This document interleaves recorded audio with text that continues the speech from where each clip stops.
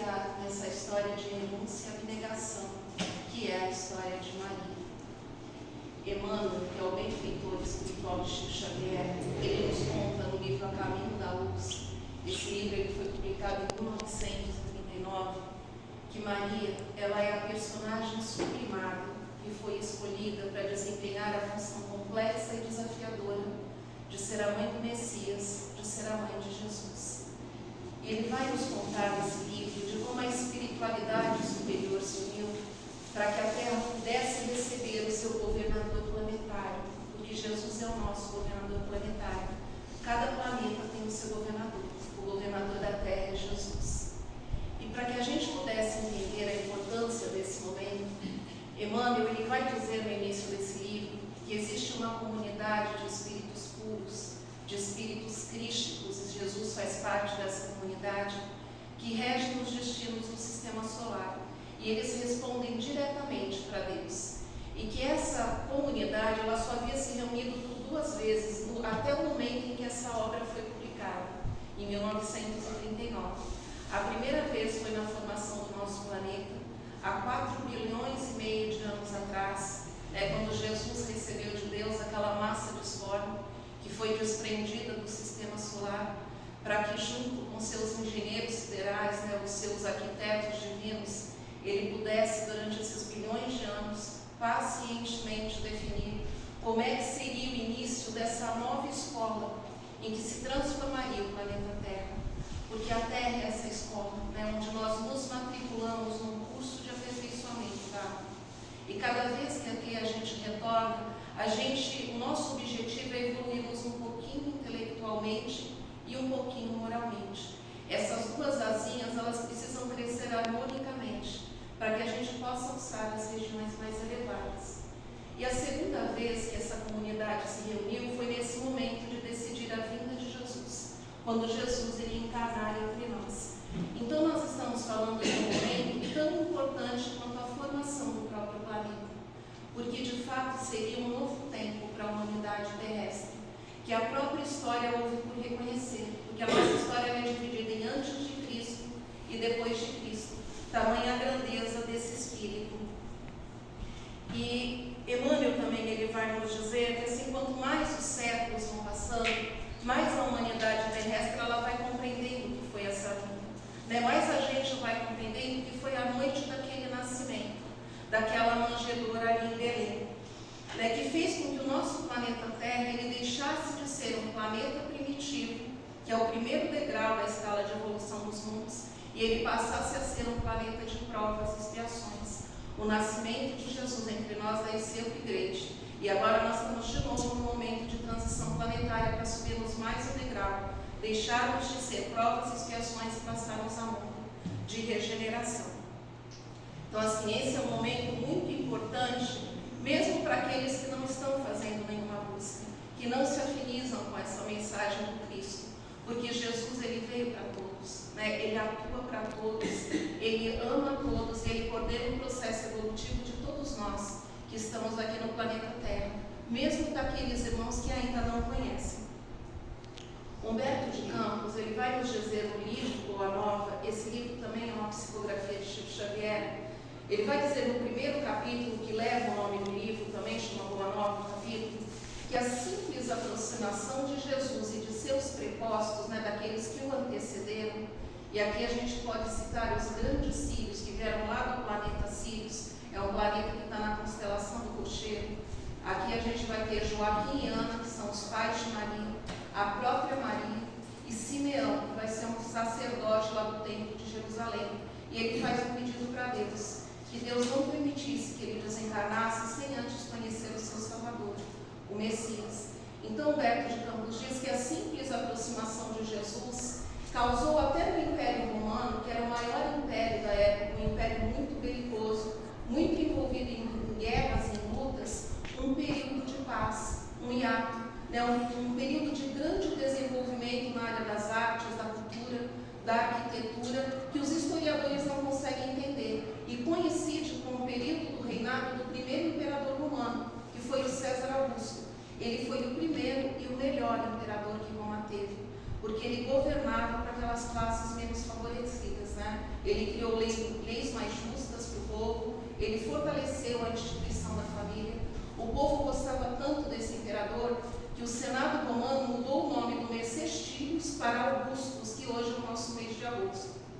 Então, Humberto de Campos diz que essa paz, que vai começar uns 30 anos antes de Jesus encarnar, e ela vai além do período que Augusto governou, que ela durou 180 anos, ela ficou conhecida como Pax Romana. E isso aconteceu, então, por causa dessa aproximação de Jesus, que se preparava para descer até nós e se unir ao Espírito de Maria, dando início à concepção. Essa preparação do Cristo, um Espírito puro, para poder encarnar num planeta de terceira dimensão como o nosso, que na época ainda era primitivo, tão envolto em trevas densas, demorou 1000 anos. Mas então, quando ele se aproxima, ele causa esse período de paz. É como aquela fala do Evangelho: a minha paz vos dou. É como se toda a terra estivesse mergulhada nessa paz.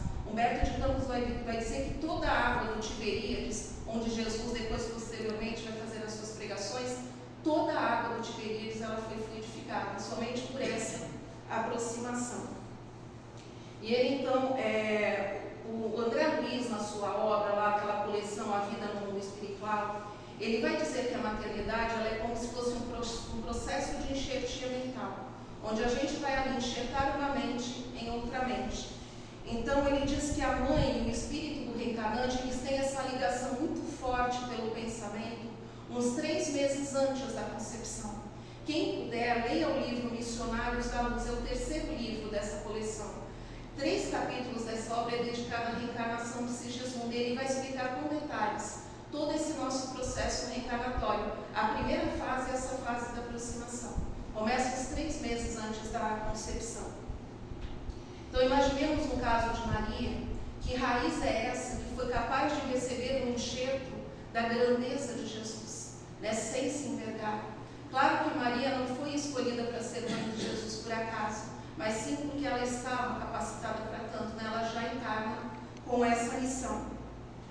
Mas ali no Evangelho, ela quase não aparece, nós quase não vemos Maria.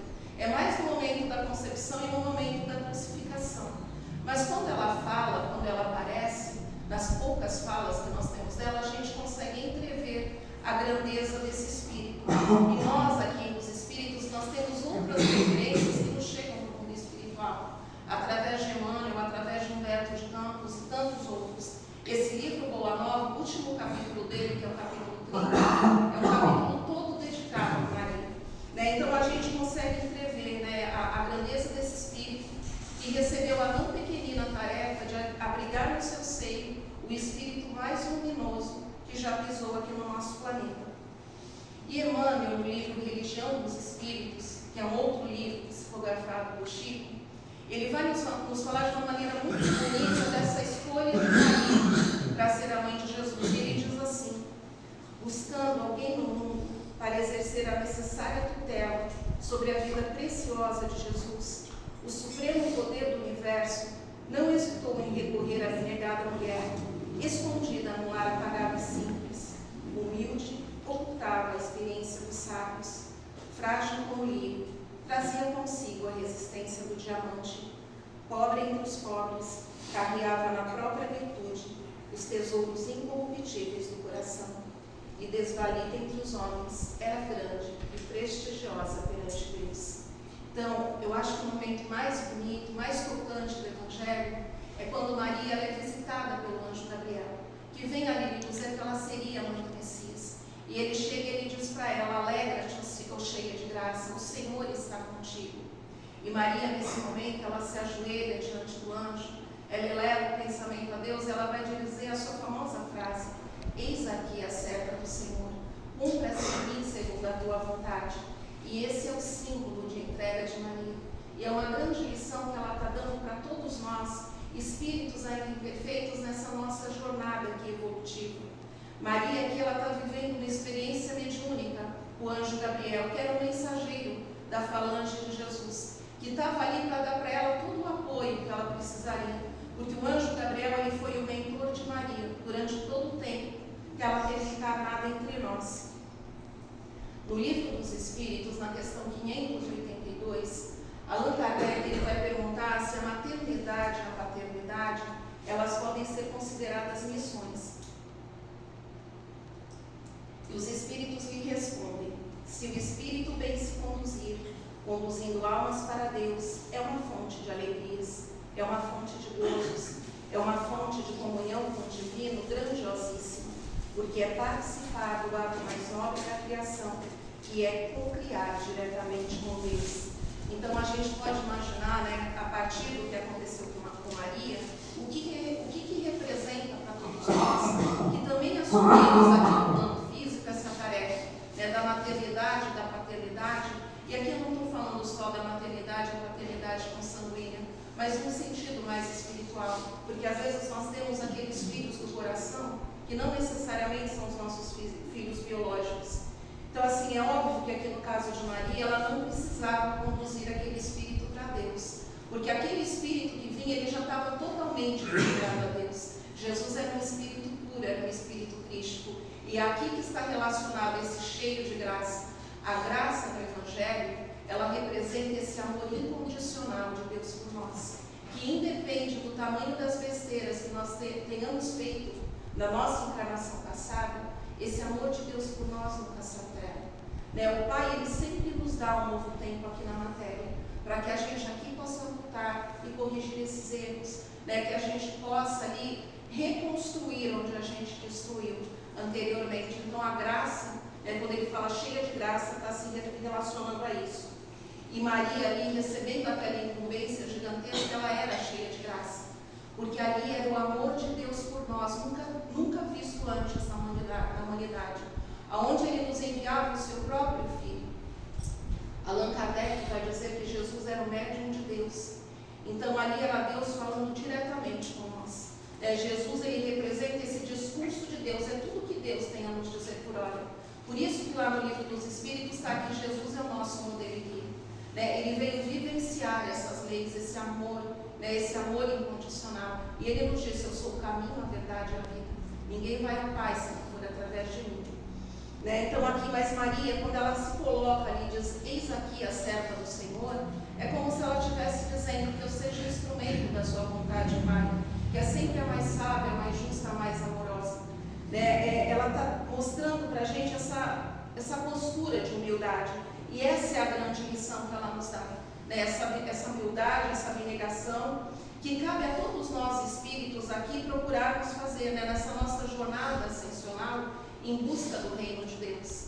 E o reino de Deus, ele não é um lugar físico, porque às vezes alguém pode pensar que é algum planeta mais evoluído, uma colônia como o nosso lar. O reino de Deus, ele é um estado de espírito. Deus, ele não está perdido no lugar distante do universo, ele aqui está. Jesus aqui está.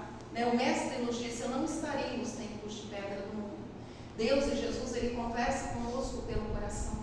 A gente tem uma poesia muito bonita da Alta de Souza, que chama Mensagem Fraterna, que ela vai nos dizer: volve o teu olhar ao teu templo interno e abandonado, que é o nosso coração, e ergue a identidade mais alta de todas as capelas, porque é no altar dessa capela do nosso coração que Jesus nos espera. Então, assim, o que Maria está nos ensinando aqui? Que é cada vez menos o eu, cada vez menos os meus caprichos, os meus desejos, e cada vez mais eu tentar alinhar a minha conduta e a minha vontade a essas leis divinas, para me encontrar esse reino de Deus, esse lugar de conexão com o Pai, aquele lugarzinho que só a gente pode entrar. E permitir então que Deus governe aqui esse nosso mundo interior. Quando nós adotamos essa postura de Maria, que enquanto espíritos, para nós sermos iluminados, para nós sermos visitados pela palavra divina, qual que vai ser o fruto dessa interação? O fruto é o próprio Cristo, e aqui a gente se torna um símbolo, porque a gente passa a gestar dentro de nós o Cristo que um dia cada um de nós seremos, porque nós estamos destinados a ser um Cristo também. Nós fomos criados simples e ignorantes, e Jesus nos disse: vós sois deuses, podereis fazer tudo o que eu faço e muito mais. Então, assim, essa é uma lição muito bonita que Maria está nos dando. Mas, ao mesmo tempo que ela fala: conte comigo, Pai, ela está consciente da parte que caberia ela fazer. Ela teria que se dedicar muito, se esforçar muito, como de fato ela fez. Porque não adianta só a gente também, às vezes, ficar rezando de braço cruzado, e não fazer a nossa parte, esperando que tudo se resolva por um passe de mágica. A própria palavra oração nos diz isso: orar mais ação. né? E Jesus disse a cada um segundo suas obras. Então a gente tem que fazer aqui a parte que nos compete. E trazendo isso então para as nossas vidas, a gente tem que entender que esse nosso processo de iluminação, ele nasce dessa nossa interação e dessa nossa cooperação com Deus. É Deus que desce até nós, que nos estende a mão, na forma do amparo, na forma das oportunidades, na inspiração, e nós que nos esforçamos para chegar até Ele e segurar na sua mão, através da oração, através do esforço e através do nosso trabalho. Quando esses ingredientes se misturam, eis que a gente tem como resultado a luz. Nessa centelha divina que o Pai colocou dentro de cada um de nós. E Jesus disse, deixem brilhar a vossa luz. Ele conta conosco para ajudá-lo a iluminar esse planeta. Nós somos as suas candeias. Nem que a nossa luz seja pequenininha, mas é uma velhinha que acende outra velhinha, e aí no efeito em cascata de uma luz pequenininha, se transforma numa imensa luz. Tem uma passagem do Evangelho que é quando Simeão, aquele sacerdote do templo, ele vê Maria, José e Jesus se aproximando. Ele está nas escadarias do templo. Jesus aqui tinha menos de uma semana de vida. Era costume do povo judeu oferecer o primogênito a Deus. Só que Simeão, ele percebe algo de diferente ali naquela família que se aproximava. Ele pressente que ali era o Messias. Mentalmente ele agradece a Deus, porque ele havia pedido que não queria desencarnar sem antes conhecer o seu Salvador. E quando Maria se aproxima, ele pede para segurar Jesus. Maria deixa que ele segure. E ele vai falar para Maria uma frase, ele vai dizer, e a ti, Maria, uma espada transpassará a tua alma. Aqui é como se ele estivesse advertindo Maria que não seria uma tarefa tão fácil, ser a mãe de Jesus. E esse era um desafio muito grande ali para aquele coração materno. E essa espada, de certa maneira, ela atinge a todos nós aqui, mães e pais, no plano físico. Só que ali, no caso de Maria, isso foi elevado a um grau máximo. Porque imaginemos a sensibilidade daquele coração, ainda mais no caso de um filho como aquele que era o puro por excelência, que sempre fez o bem. Jesus não tinha nada a expiar. Tudo que ele sentiu, tudo que ele fez, que ele sofreu, foi por amor a nós. Então ali era um desafio muito grande para aquele coração materno, mas que estava ali, firme, sujeito a essas angústias que nós, enquanto pais, passamos aqui na matéria. Então a gente fica, porque assim, em certo sentido, nós temos também essas ansiedades com relação ao destino dos nossos filhos, as suas lutas, ao caminho aqui que eles vão percorrer. Então é aquela angústia que a gente tem enquanto mãe de deixar ir, de deixar voar. Então imagine no caso de Maria que desde o começo os espíritos lhe disseram, ele não é seu, ele veio para toda a humanidade. Então é aquele trabalho difícil que a gente tem, a gente enquanto mãe, de manter assim esse laço que nunca se destrói, esse laço com nossos filhos, mas dando uma certa flexibilidade, para que esse pássaro, que é os nossos filhos, eles possam voar. Khalil Gibran, no seu livro Profeta, ele vai trazer uma definição muito bonita de maternidade. Ele vai dizer assim, vossos filhos não são vossos filhos, eles são filhos da ânsia da vida por si mesmo. E ele vai comparar o pai e a mãe com um arco, que é usado pelo arqueiro do universo, que é Deus. E a flecha são os filhos, ele vai comparar os filhos com a flecha. E ele diz que assim como o arqueiro, ele ama a flecha que voa longe, ele ama também aquele arco que se manteve firme. E eu acho que essa é a melhor definição de Maria. Maria, ela foi esse arco que se manteve firme para que o Cristo, que era a flecha, ele pudesse atingir todos os recantos do mundo, da nossa humanidade. E trazendo isso para o nosso grau evolutivo, esse é o nosso maior desafio aqui enquanto pai, enquanto mãe, é depurarmos o amor. Entendermos o amor como esse laço flexível e não como uma algema. Aquele amor que renuncia, que liberta, apesar das escolhas, apesar da distância, apesar da partida. Um laço que aprende a ver a felicidade do outro voar, mesmo que Deus tenha para os nossos entes queridos, caminhos diferentes daquele que nós gostaríamos. E depois, que Maria desencarna, como é que será que foi a vida dela? E esse também é um momento muito bonito. Porque ali naquele momento da crucificação, Maria ali aos pés da cruz, ela está rememorando toda a história daquele filho amado. Desde o momento que o anjo lhe apareceu, falando que ela seria a mãe do Messias, ela lembra do primeiro momento que ela segurou Jesus nos braços na manjedoura, o amor que ela sentiu por aquele ser. Ela lembra da infância, da juventude, juventude, da adolescência, do messianato até aquele momento ali da crucificação. E ela vai soltar um grito, ela vai falar: meu filho. E nesse momento, João Evangelista, o discípulo amado, o único que vai estar ali no momento da crucificação, e era um garoto aqui de 16 anos, porque Pedro já havia negado 3 vezes, Judas já havia se suicidado e os demais estavam todos escondidos. Mas João, nesse momento, ele ampara Maria, ele abraça, e Jesus, então, olhando para os dois, vai falar aquela famosa frase. Ele olha para Maria e ele diz: mãe, eis aí o teu filho. E com leve aceno de cabeça, ele olha para João e ele vai dizer: filho, eis aí a tua mãe. Aqui é como se Jesus estivesse traçando para ambos as tarefas que eles iriam assumir dali por diante. Para João é como se ele dissesse: agora que eu estou voltando para o Pai, eu lhe entrego a minha mãe para você cuidar. E é o que ele vai fazer dali por diante. E para Maria é como se ele dissesse assim: mãe, essa maternidade, essa ternura, esse seu acolhimento, você deve estender para toda a humanidade, para todos os espíritos encarnados e desencarnados, como filhos do seu coração. E é o que ela vai fazer também dali por diante. Ela ainda vai ficar alguns dias aqui em Jerusalém, porque Jesus vai ressuscitar depois do 3º dia. Ele vai ter 14 aparições, a primeira é para Maria de Magdala, depois ele vai aparecer para os discípulos, vai aparecer na estrada de Emaús, mas ele vai aparecer para Maria também. E depois de alguns dias ela vai passar um tempo em Bataneia, que era uma cidade onde tinha alguns parentes de José, até que João Evangelista pudesse se estabelecer em Éfeso, que hoje é a atual Turquia, porque João ele vai fundar a igreja de Éfeso, ele vai ser o grande patrono dessa comunidade, ele vai até ter o auxílio aqui do apóstolo Paulo. E ele vai acabar curando o filho de um príncipe, e como gratidão esse príncipe vai doar para ele uma casinha que ficava no alto de um penhasco à beira-mar. Essa casinha existe até hoje. Quem puder visitar a Turquia, ela é aberta à visitação pública. E quando ele ganha a casinha, ele fala: bom, agora eu já tenho onde pôr Maria. Então ele vai até Bataneia e ele traz Maria para viver com ele. Ela ainda viveu uns 30 anos. E ali, enquanto ele ficava atarefado, ali com as atividades da comunidade de Éfeso, Maria ficava na casinha. E com o tempo, construiu-se um hábito dos seguidores de Jesus procurarem a mãe de Jesus, principalmente nos momentos de aflição e de angústia. E ela começou a acolher todos aqueles corações e a falar do seu filho amado, falar do Evangelho de Jesus. E ela e João Evangelista, eles conseguiram transformar aquela casinha num palácio de luz. Aquela casa ficou conhecida como a Casa da Santíssima. Porque vocês imaginem, você está na frente de João, na frente de Maria, conversando com esses espíritos, era impossível a gente continuar sendo a mesma pessoa. Então, todos que entravam ali tinham seus votos de fé renovados.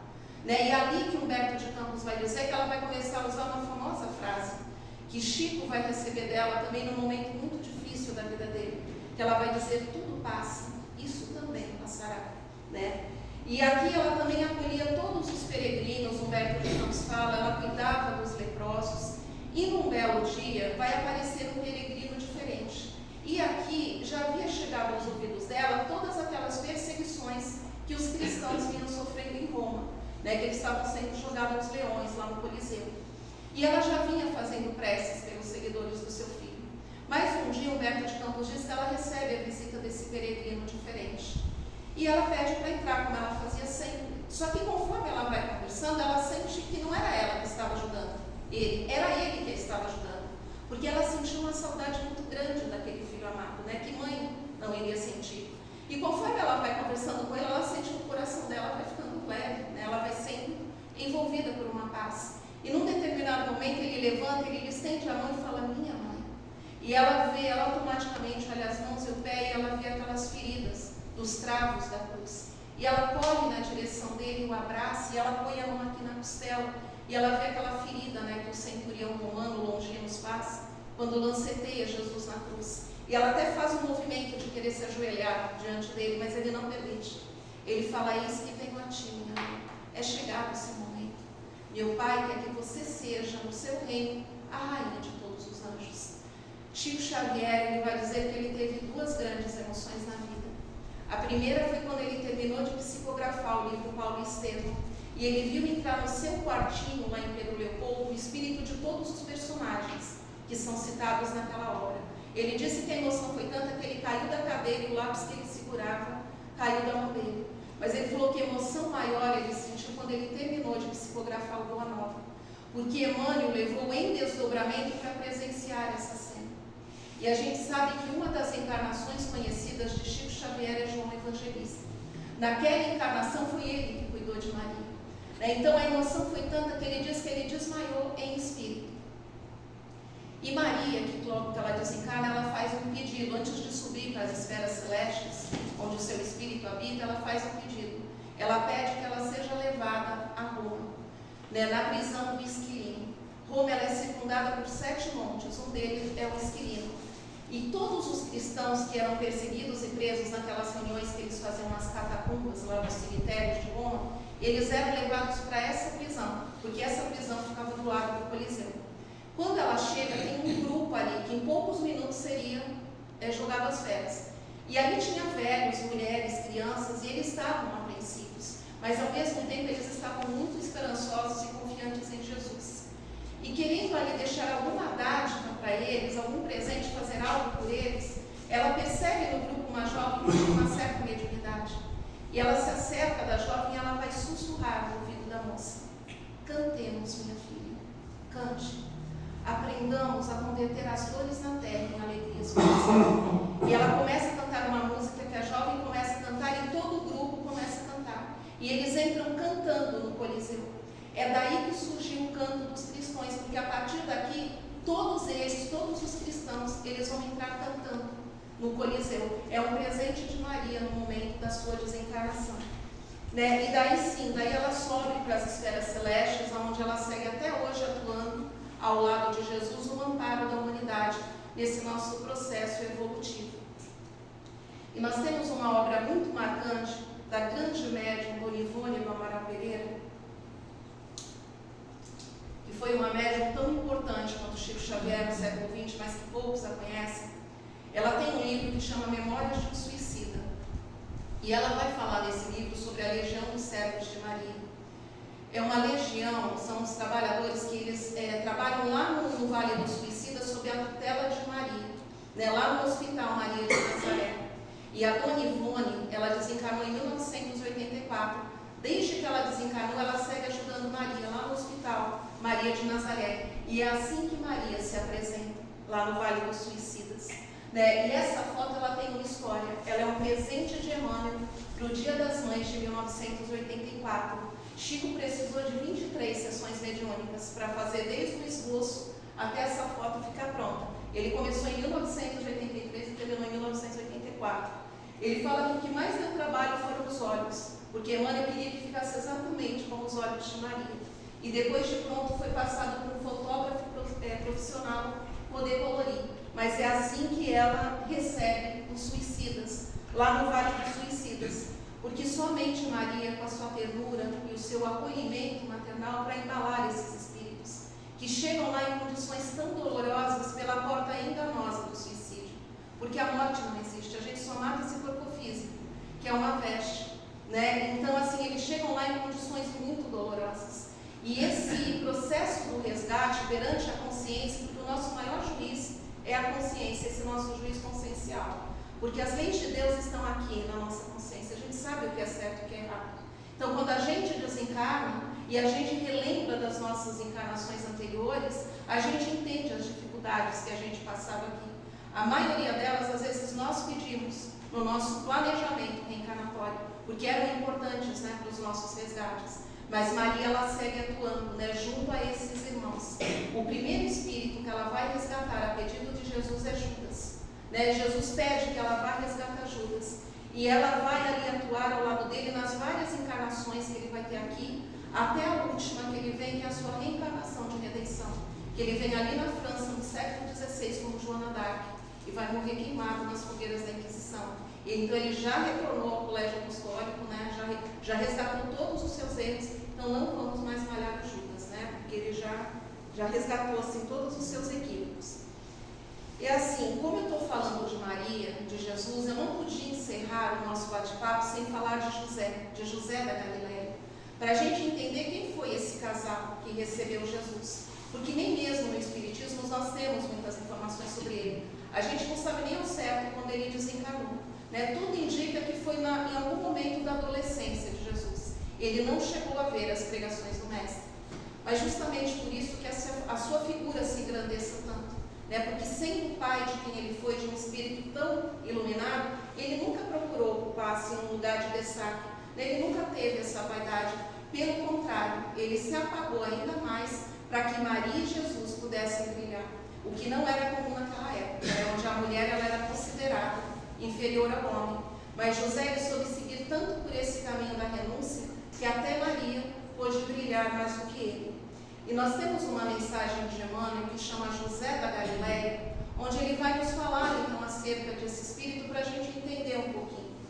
E ele diz assim: para entendermos José, a gente precisa renunciar a essas fontes muito humanas, a gente precisa senti-lo, a gente precisa ir por outros caminhos de percepção, a gente precisa se conectar à grandeza desse espírito para sentir a eloquência desse seu silêncio, a grandeza desse seu apequenamento no sentido de apagar-se. José era um homem tão profundamente espiritual que passou pelo mundo dentro do divino silêncio de Deus. E para a gente ter uma ideia de quem foi esse espírito, basta a gente entender que um dia o Senhor da vida confiou a sua tutela apenas, aqui entre aspas, o espírito de Jesus e de Maria. Então, que homem é esse que Deus confia tanto para colocá-lo nessa função de guardador, de tutor de Jesus e de Maria? O que a gente sabe é que ele era essênio, era uma comunidade muito evoluída, e não foi à toa também que ele foi escolhido para ser o marido de Maria.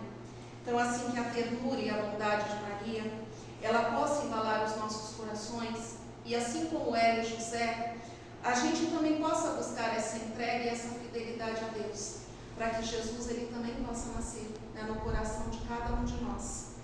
E para encerrar, eu trouxe uma oração, que ela foi psicografada por Chico, do Espírito de Meimei. Ela está no livro A Luz da Oração, e ela chama Oração das Mães.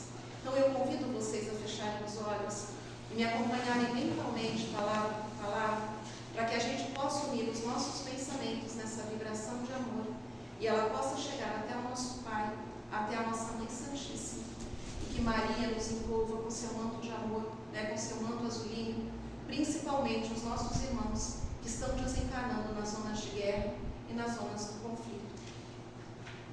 Senhor, abriste-nos o próprio seio e confiaste-nos os filhos do teu amor. Não me deixe sozinha na estrada a percorrer. Nas horas de alegria, dá-me temperança. Nos dias de sofrimento, sê a minha força. Ajuda-me a governar o coração, para que o meu sentimento não mutile as asas dos anjos tenros que me destes, e adoça-me o raciocínio, para que a minha devoção afetiva não se converta em severidade arrasadora. Defende-me contra o egoísmo, para que a minha ternura não se transforme em prisão daqueles que asilastes em meus braços. Ensina-me a corrigir amando, para que eu não possa trair o mandato de abnegação que depusestes em meu espírito. Nos minutos difíceis, inclina-me à renúncia, com que devo iluminar o trilho daqueles que me cercam. Senhor, auxilia-me a tudo dar, sem nada receber.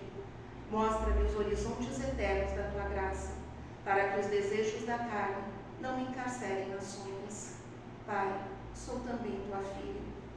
Guia-me nos caminhos escuros, a fim de que eu saiba conduzir ao infinito bem os promissores rebentos de tua glória. Senhor, não me desampares.